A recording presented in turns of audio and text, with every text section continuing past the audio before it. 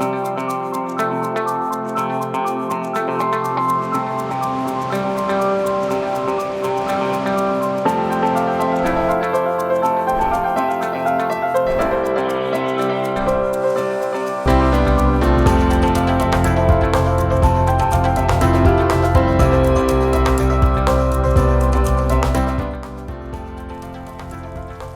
Environmental Protection Agency reports that there have been, on average, 70,000 wildfires per year. In that time, more than 216 combined acres have burned. That's roughly the size of California. Today, we're going to talk with a wildland firefighter and former Vermont 4-H'er who's been on the front lines of fighting wildfires. Good afternoon and welcome to Across the Fence. I'm Jolie Whitney. As of our recording in early April, the National Interagency Fire Center reports 26 large uncontained fires that are being managed with full suppression strategy in the U.S. While Vermont is not on the list, this past fall, the Green Mountain State endured record wildfire damage, 82 wildfires, all human-caused, which burned almost 200 acres. Our guest today has fought fires from Montana to California as a wildland firefighter. But before all that, he was a member of Vermont 4-H and even appeared on Across the Fence, which we'll get into in a moment. And it's my pleasure to welcome Noah Ferris back to Across the Fence. Thanks for coming in and talking with us. Thanks for having me. So you've been kind of all over the place. How did you end up fighting wildfires? Yeah, I got into it when I was 18 years old. Prior to that, I was pretty young when I was interested. But when I was 18, I moved out to Colorado and actually got hired and started working as a wildland firefighter with a county fire department. And you said from there you made the jump to the Forest Service. Why was that? Yeah, I made the jump. I was on an assignment in California and I got to work with the Forest Service and the Park Service. I just really liked how they communicated, how they worked together, and just how they're held to such a high standard. And I really wanted to be a part of that. Absolutely, and you're not the first person in your family to fight wildfires. You were saying your dad did the same, Yep. Is that right? Yeah, my father was a wildland firefighter for about 7 years as well, out in Colorado. He's currently a structure firefighter still. He works for the Burlington Fire Department. Wow, and it sounds like a lot to jump into, fighting a fire on the front line, so how did you train for it? Training was pretty easy. I flew out to Colorado. I got my certifications at the Colorado Fire Camp. It's a 3-day class to get S290 and S130, which are your basic certifications to get into it. And then from there you get hired, and once you're hired, whatever agency you're working for, they'll put you through any extra training that you may need. And you said a lot of the training comes from just being on the front line of a fire. What's that Yep. like? Yeah, so most of the training does come from actually doing the job itself. It's great if you're, I don't know. I don't really know how to explain the training. You're just out doing it and you learn as you go. Sure. Was it terrifying your first time being out there, or was it something that you felt prepared for? It wasn't terrifying. It was definitely an adrenaline rush for sure. The first assignment I was on was a complex fire in California, and there was a lot going on. It was definitely overwhelming, but once you actually started working and started communicating with adjoining resources, everything just kind of came together. And you were talking about how you fight fires out west, but obviously you're here in Vermont right now. So is this a part-time position? Yep. Yeah. So this is a seasonal position. I do 6 months on, 6 months off. Currently laid off right now. I'll be headed back May 4th to start up again. But yeah, right now I'm just doing sugaring. Sure. And how's the season been? Long. Yeah.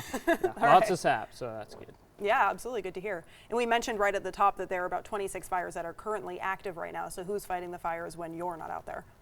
All the agencies pretty much. The U.S. Forest Service, the BLM, a lot of county departments and private contractors are, state agencies, pretty much anyone. Most agencies do have a certain amount of permanent positions that do handle the fires in the off season. Sure. And is that something you're aiming for, to be full-time like that? I would like to, yeah. If I can make it work, I would love to. Absolutely. And I'm sure as a wildland firefighter, you get tons of questions. So what question do you have to most frequently answer? I get asked if I'm a smoke jumper a lot, which no, I'm not. I work on an engine. That's the most asked question. Second is a lot of people think that I pilot the tanker planes.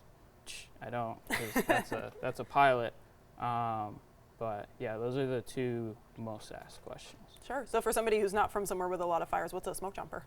A smoke jumper is a wildland firefighter who basically jumps out of planes into wildfires. They're used for the most remote fires, and they're the first boots on ground. Wow.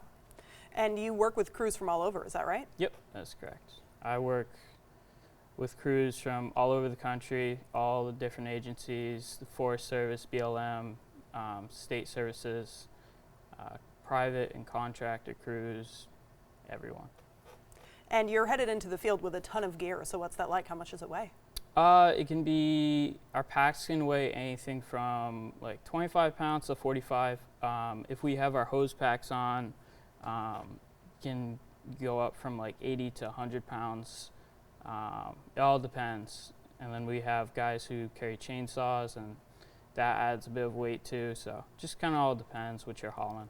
Sure. So what's in a standard pack for you when you head out? Standard pack is first aid kit, our fire shelters, which is our last line of defense in case we get overrun by the fire. And then we have tourniquets, and then a bunch of, safety equipment. If we are carrying a saw, you have extra saw parts and tools. We also have to carry a certain amount of water and food when we go out, and then just little things like headlamps and compasses and maps. Sure. And how hot does it get on the front line? Pretty hot. Yeah, there's definitely been times where I've been like, 10 yards away, and I've been, feeling the heat. It gets pretty spicy at times. Sure. And you've brought in some photos as well. We'll have it up in just a second, but where's this first image from? I believe the first image should either be from California or New Mexico. How about this? Where is this from? This is from New Mexico. That Wow. was an RX I worked on the Carson National Forest. And that image is from California. That was I think that was the rim fire. Wow. So how far away from the fire are you guys usually set up? Well, when we're actually fighting the fire, we're right on the line. We're right up nice and close. As for like our, fire camps, those are a good ways away.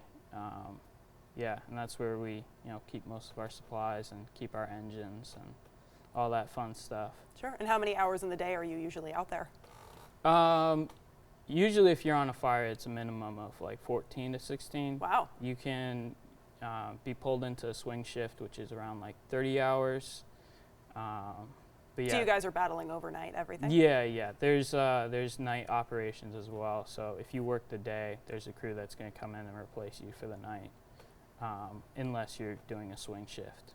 Wow. And actually, as I mentioned in my introduction, this isn't your first time that you've been interviewed on Across the Fence. So actually, let's go look at a tape and hear about what you told Keith Silva back in 2019 when you were featured on a story about the 4-H steward trails. Noah Ferris has developed a new appreciation for what it takes to maintain hiking trails. It's kind of nice to go out and hike, but also take care of the trails so you can hike and then enjoy it even more without having to trip over that log or that branch smack you in the face. 4-H isn't just agricultural, it could be anything from mechanics to robotics, hiking, being trail steward. There's all sorts of different options, and that's one of the reasons why I thought about doing it and am doing it, is because that's kind of what I want to do is wildland firefighting, so I thought that might be kind of a good practice training, you could say. And if you're just joining us, we're talking with a former Vermont 4-H'er who now fights wildland firefighters out in California. Noah, thank you so much for joining us again. So you said when you did this that 4-H was kind of a means to an end for you. Has 4-H helped you a lot in your job now? Oh yeah, it's helped me loads, mainly with, being a follower and then going into, being a leader. Big thing with wildland firefighters, you kind of have to be both. You got to know when to follow, and you also got to know when to lead. With the being a trail steward itself, there's a lot that applied to wildland firefighting. Mainly when we're going out and we're taking care of those trails, we're mostly looking for hazards for hikers that may be on the trails. So yeah, there's a lot that applies. Sure, and talk about being a leader in a situation that seems as stressful as being on the front lines. Is it challenging to kind of take control there? Yes and no. You gotta know, when to be a leader and when to be a follower. That's probably the toughest part. But when you need to be a leader, it's like when your fellow crewmates, might have missed something in briefing. Communication can be lost pretty easily in Wildland, and it's important that everyone knows what's going on. And that's kind of when you need to step up, just so you can look after your guys. Great. And obviously you were doing trail maintenance there, but trail maintenance is important for hiker safety and as well as fire safety. Talk about that. Mm-hmm. Yeah, so when we go out and we fight these fires, what we're doing is we're digging something called fire line. And basically that's kind of making a trail. You're removing all that ground material and all that fuel. And when we do that, it's just not a one-time thing and done. We have to have guys patrolling up and down those lines. And we've got guys hauling hose packs and chainsaws and equipment. So it's important to make sure that those lines are, clear and there's no hazards, which we have guys patrol and look for hazards and anything from widowmakers to snag trees. That's also a big thing with, maintaining Vermont trails is making sure that there's none of those hazards as well, with snag trees and, logs in the way or branches that'll smack you in the face. Sure. And with snowmelt, it kind of seems counterintuitive, but the spring is a pretty big time for potential wildfires. Why is that? Honestly, I've never actually experienced like a Vermont fire season. I didn't know we got that many fires, to be honest. I'm assuming that it happens right before green up season and things are still pretty dry and still drying out, and you got folks out in the yard cleaning up, picking up sticks and leaves and starting to burn piles, and add that with some wind and I'm sure you could get a nice little brush fire going. Sure, just something to be aware of if you're out there cleaning up. And right now you're home in Vermont, obviously, but do you hope to go back out and fight more fires? Yep, yeah, I'm headed back out to my old engine this coming May. It should be another good, long fire season. All right, thank you so much for joining us today. Yeah, thank you. Of course, and that's our program for today. My thanks to the crew at WCAX who are always keeping it hot. I'm Julie Whitney. This is Across the Fence. Have a good one.